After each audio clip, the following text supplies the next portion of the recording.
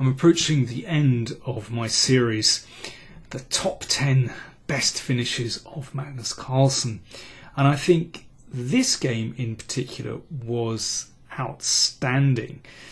So this is Magnus Carlsen against Hikaru Nakamura, played in the Amber Rapid tournament in Monte Carlo in 2011. Carlsen has sacrificed a piece. He has 4 pawns for it, but Nakamura has managed to bring out his bishop to this solid square. And also, there are obviously counter-attacking possibilities here for black. And I think the way Carlsen dealt with this and maintained the initiative was incredible. This is a position that I left you all with last time. He just sacrificed another exchange, and there is no immediate tactic to win the game. It basically means that he can maintain the initiative. But remember, he is a whole rook down in this position. So his understanding here that he'd be able to maintain his attack was extraordinary. So he played Queen e4. Now that's a clever move because, well, obviously he attacks the pawn here, but it means this queen is not at liberty to move to the defense on this side of the board because it has to keep defending the rook. And there are lots of possible defenses. I mean, let's look at something fairly basic. I should say that Nakamura played Queen g7. But let's look at, say, Rook c8. Simple move, defending the pawn. Then Rook g5. Very clever if Rook takes Rook. Queen takes Queen. If Rook g7, then you exchange and check, and you win the Rook here. So that's, as well as in this position, as well as threatening this pawn, we've now uncovered another threat, and that's to play Rook g5. So Queen g7 was played. Okay, logical, stepping out of the pin. Check. King e7. Couple of checks, presumably just to gain a bit of time. And now what? Well, the rook is attacked, so he hasn't got time to take this rook here. So Carlsen just brought the rook back. I mean, this is incredibly cool, just to take a time out from this attack before going on. Rook a7, okay, logical move to defend along the 7th rank. Okay, again, position repeated a couple of times with these checks. And now Queen b6.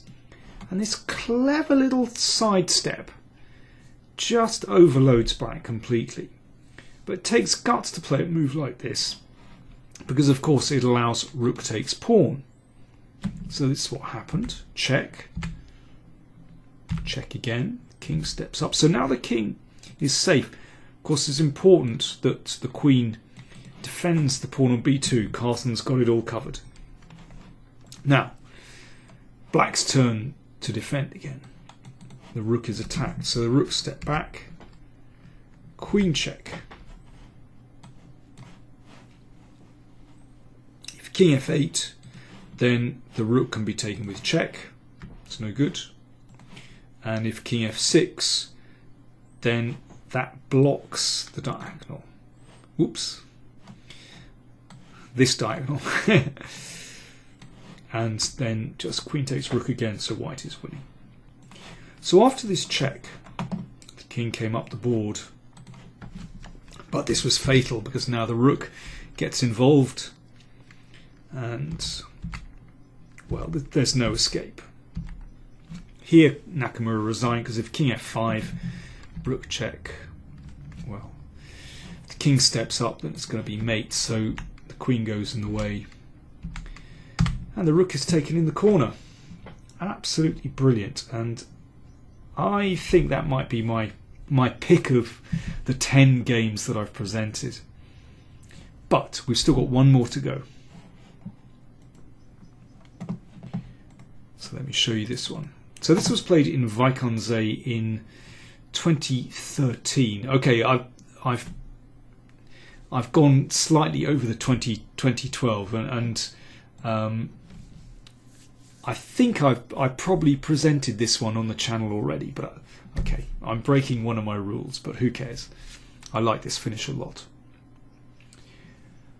Magnus Carlsen against Ivan Sokolov, the top tournament in Weichensee 2013, and Carlsen, well, it's a kind of semi-end game. The queens aren't off the board, but all the rooks are off the board. But clearly with black's king in the middle, the right thing to do is just to open the position. And suddenly white's attack is just monstrous, particularly considering that white's king is completely safe at the side of the board. So Sokolov chopped off that knight. King came back. I'm going to zip through these moves. Of course, you know, both players have alternatives, but I want to get to the critical moment. Check. Of course, with opposite coloured bishops, this makes the attack even more lethal. Carlsen says bishop f5 is better here, but okay, knight d5 was good enough in the game. And now the bishop stepped back to d8. Okay, so here's the final puzzle position for you. White to play and win. How did Carlsen win quickly from this position? Solution in the next video.